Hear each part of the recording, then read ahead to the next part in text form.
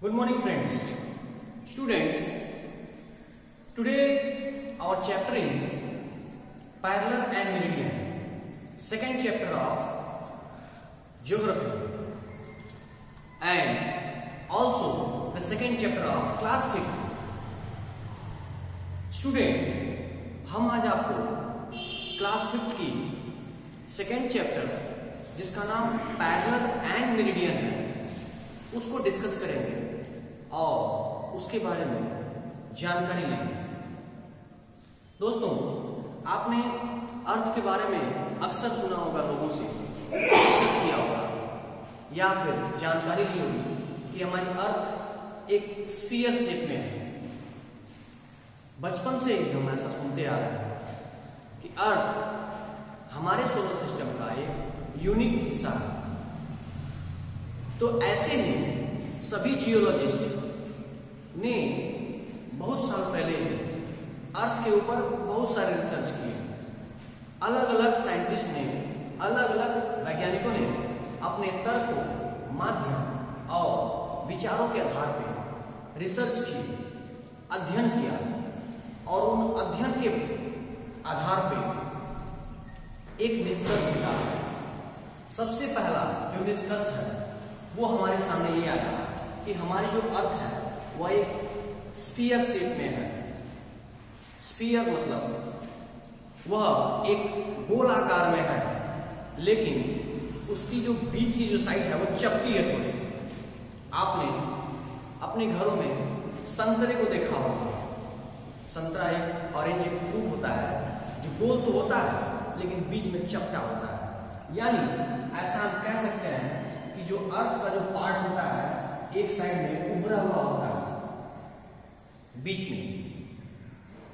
इन्हीं सब बातों के निष्कर्ष के आधार पे टाइम, डेट, अर्थ की अलग अलग जगहों के लोकेशन, वहां के वेदर कंडीशन के बारे में जानकारी लेने के लिए साइंटिस्ट ने एक बेसिक स्ट्रक्चर बनाया और उसी बेसिक स्ट्रक्चर के आधार पे, उसी ढांचे के आधार पे एक काल्पनिक रेखा तय की। तो जैसा कि आप जानते हैं, अर्थ को स्टडी करने के लिए हमारे पास जो इंस्ट्रूमेंट है हम उसे ग्लोब कहते हैं। क्या बोलते हैं? ग्लोब। ग्लोब जो होता है अर्थ का एक मॉडल होता है। अर्थ के मॉडल को हम लोग ग्लोब कहते हैं। तो ग्लोब के आधार पे हम जानकारी ले लेते हैं कि हमारी अर्थ किस तरह से, कितनी झुकी हुई है, कैसा है हमारा अर्थ, कहां साउथ पोल है, कहां नॉर्थ पोल। स्टूडेंट, आप देख सकते हैं यहां मैंने अर्थ का एक ग्लोब का एक डायग्राम बनाया है जिसमें ऊपर का हिस्सा जो होता है वह नॉर्थ होता है और नीचे का हिस्सा साउथ होता है। तो इस साउथ और नॉर्थ को स्टडी करने के लिए ही साइंटिस्ट ने पैरेलल और मेरिडियन बनाया, जिसको काल्पनिक रेखाओं के नाम से भी जाना जाता है। It is also known as imaginary line such as draw on अर्थ।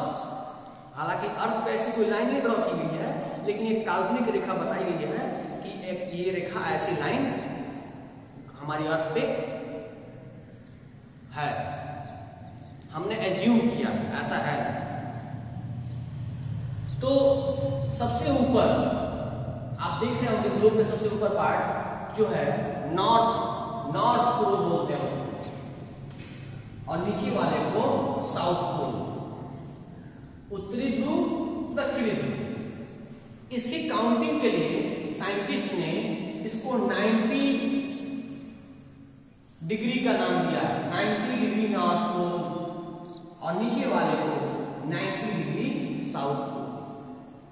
अलग अलग हिस्सों में बांटा गया है इसको।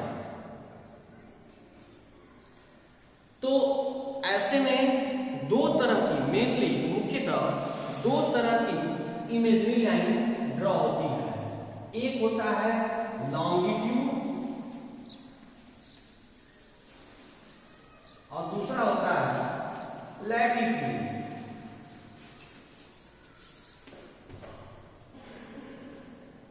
लैटिट्यूड एकदम सिंपल है दोस्तों, इसके वर्ड से ही आपको समझ जाना है और आइडिया लगा लेना है। सरल भाषा में कहूं, लैटिट्यूड लैटिट्यूड को अगर पहले पढ़े, ऐसी इमेजरी लाइन, ध्यान से सुनिएगा, यह कोई रेखा सत्य या ऐसी कोई रेखा बनी नहीं है हमारी अर्थ में, ये एक काल्पनिक रेखा है, इमेजरी लाइन है। ऐसी काल्पनिक रेखा, imagery line which is run from east to west, east to west, यह रेखाएं ईस्ट से वेस्ट की ओर रन करती हैं। इनको हम लोग कहते हैं लैटिट्यूड। तो लैटिट्यूड का मतलब होता है ऐसी काल्पनिक रेखाएं जो ईस्ट से वेस्ट की ओर रन करती हैं। तो इन रेखाओं को, इन लाइंस को लाइन ऑफ लैटिट्यूड भी कहते हैं। आप देख रहे होंगे हमारी अर्थ पे, मैं फिर ड्रा कर देता हूं, यहाँ ऐसे अर्थ बना दिया जाए तो आपने देखा होगा मैप में, ग्लोब में या मैप में भी, वैसे मैप में नहीं देखा होगा, आपने ग्लोब में देखा होगा, एक लाइन ऐसे ड्रॉ ईस्ट से वेस्ट की ओर जा रही होगी। तो इस तरह की इमेजरी लाइन को हम लोग लैटिट्यूड, लाइन ऑफ लैटिट्यूड कहते हैं। लाइन ऑफ लैटिट्यूड की एक बहुत ही खासियत होती है कि यह इन लाइंस के बीच की जो डिस्टेंस होती है, हर लाइंस के बीच की जो डिस्टेंस होती है, यह इक्वल होती है, यह कभी भी डिफर नहीं होती है। सपोज हम बात करें सबसे पहले बीच की लाइन की। आपने सुना होगा कभी ना कभी, एक ऐसी लाइन होती है, एक ऐसी इमेजरी लाइन होती है जो अर्थ को दो इक्वल पार्ट्स में डिवाइड करती है। एक ऐसी लाइन जो अर्थ को दो इक्वल पार्ट्स में डिवाइड करती है, ऐसी लाइंस को हम इक्वेटर कहते हैं। यह लाइन जो अर्थ को, यहां मैंने अर्थ का डायग्राम थोड़ा साफ नहीं बनाया है, फिर देख लें।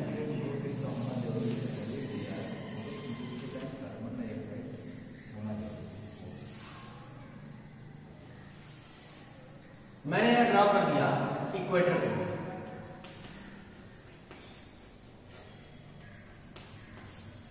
यह लाइन जो इक्वेटर जिसको मैं बोल रहा हूं, यह अर्थ को दो हिस्सों में बराबर बांटती है। बराबर, ध्यान से मेरी बात सुनिएगा, इक्वल। तो अगर इसकी डेफिनेशन आपको देनी हो तो an imaginary line which divide the earth into two equal half part is called equator. बहुत ही सरल भाषा में आपका जवाब हो सकता है, एक ऐसी काल्पनिक रेखा जो हमारी अर्थ को दो बराबर गोलार्धों में, गोलार्ध यानी हेमिस्फीयर या हिस्सों में बांटती है, उसे हम इक्वेटर कहते हैं। इसकी इसी कैलकुलेशन से साइंटिस्ट ने इसको 0 डिग्री का नाम दिया, क्योंकि ये वही लाइन है जो दोनों तरफ इक्वल है। तो इसको हम लोग लैटिट्यूड कहते हैं, क्योंकि यह रन करता है ईस्ट से वेस्ट की ओर। तो यहाँ पे हमारे पास दो बातें सामने आ जाती हैं। सबसे पहली बात, जैसा कि आपको पता है हमारी अर्थ स्फीयर शेप में है, गोल है, तो सबसे जो लंबी लाइन होगी वो हम एक जो बीच में ड्रॉ करेंगे वो है सबसे लंबी लाइन होगी, क्योंकि बीच का हिस्सा ज्यादा बड़ा होता है, उभरा हुआ होता है, ऊपर और नीचे की बजाय। तो ऐसे यहाँ आपको हमारे पास दो बातें और सामने आ जाती हैं कि इक्वेटर से चाहे हम नॉर्थ में जाए, चाहे हम साउथ में जाए, या ऊपर जाए या नीचे जाए, जो लाइन है वो डिक्रीज होती जाएगी, यानी उसकी लंबाई है कम होती जाएगी। लंबाई कम होती जाएगी लेकिन दूरी जो डिस्टेंस है वो बराबर होगी। आपने मैथमेटिक्स में पढ़ा होगा, पैरेलल उसे ही कहते हैं समानांतर, जिसमें अंतर समान हो वह उसे ही कहते हैं पैरेलल। तो इन लाइंस के बीच का जो डिफरेंस है वो बिल्कुल समान होता है, एक समान अंतर होता है, जबकि यहाँ एक छोटा अंतर यही है कि उनकी लंबाई कम हो सकती है उन लाइंस की, उन सर्किल की, लेकिन जो बीच का जो डिफरेंस होता है वह इक्वल होता है, इसीलिए इसे पैरेलल कहते हैं। इक्वेटर, इसको साइंटिफिक भाषा में ग्रेट सर्किल के नाम से भी जानते हैं। ग्रेट सर्किल क्योंकि यह सबसे बड़ा होता है, अपने सभी लाइनों में सबसे बड़ा होता है, और इसी इक्वेटर के नाते हमारा अर्थ दो हिस्सों में बढ़ जाता है। ऊपर का हिस्सा जो होता है उसे हम नॉर्दर्न हेमिस्फीयर के नाम से जानते हैं।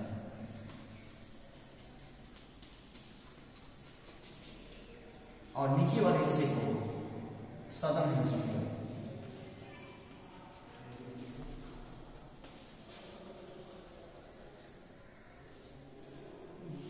यहां आपको स्पेलिंग साफ नहीं मिलेगी, लेकिन आप इसको समझ सकते हैं।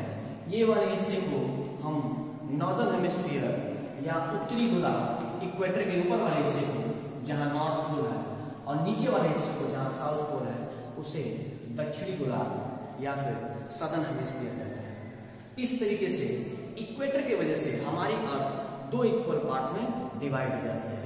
जैसा मैंने पहले बता चुका है अपने इसी वीडियो में कि इक्वेटर जो है पूरे पैरेलल का सबसे लंबा इमेजिनरी लाइन होता है, इसीलिए इसे ग्रेट सर्किल के नाम से भी जानते हैं। साइंटिस्ट ने इसी बेस पे बताया है कि हमारी पूरे अर्थ पे 181 सर्किल है। आपको बता दूं इमेजिनरी लाइन यह है 181 लैटिट्यूड्स हैं। 181 ध्यान रखिएगा, उसमें इक्वेटर भी आता है, यानी इक्वेटर को छोड़कर हमारी पूरी अर्थ पर 180 यानी 180 यह लैटिट्यूड पाया जाता है। इसी बेस पर 0 से स्टार्ट करके 0 डिग्री से स्टार्ट करके हम इक्वेटर को ऊपर और नीचे के हिस्से में बांट दिया जाता है। इसको कैसे बांटा जाता है, बहुत ही सरलतम है, हम आपको इसी वीडियो में इसको समझा देते हैं।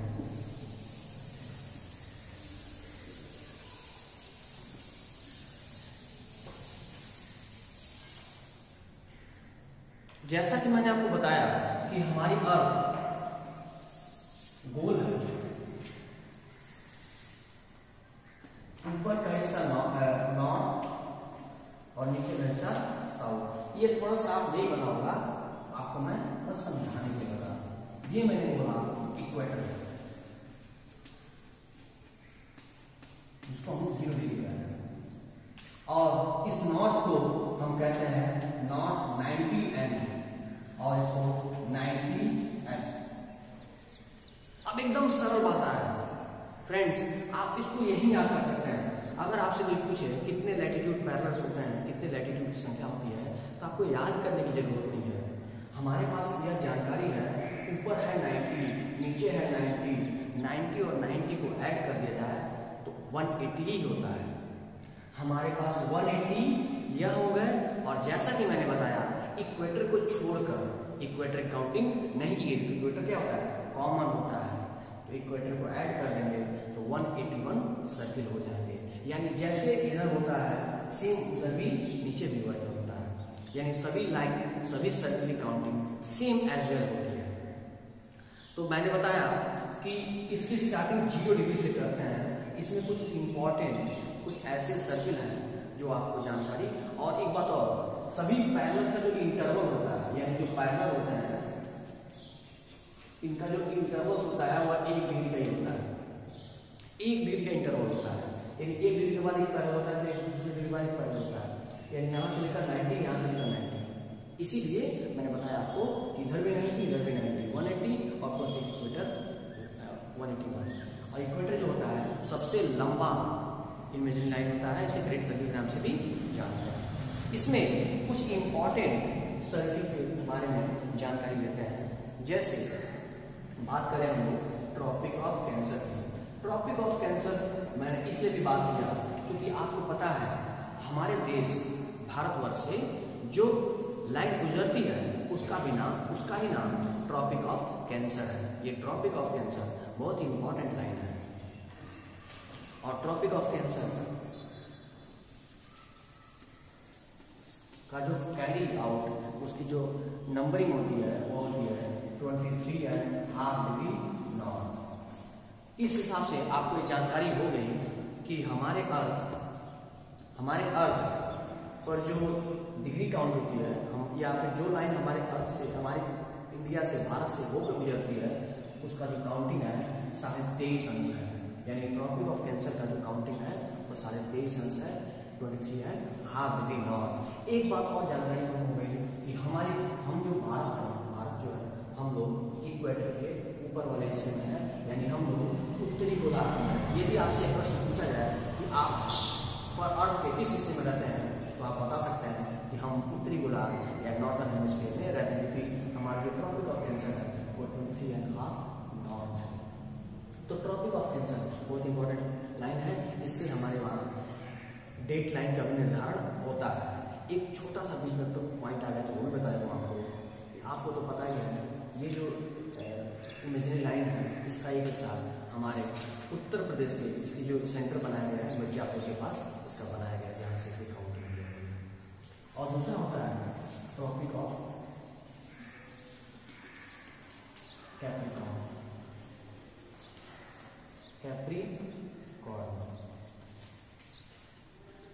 इसकी काउंटिंग होती है 23.5 साल।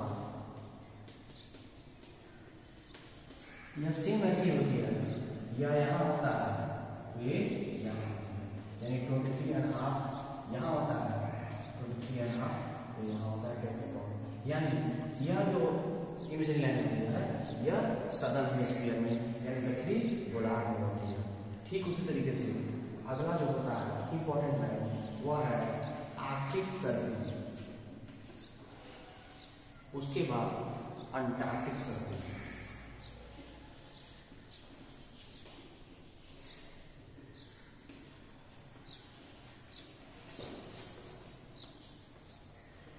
और इसकी काउंटिंग होती है 66.5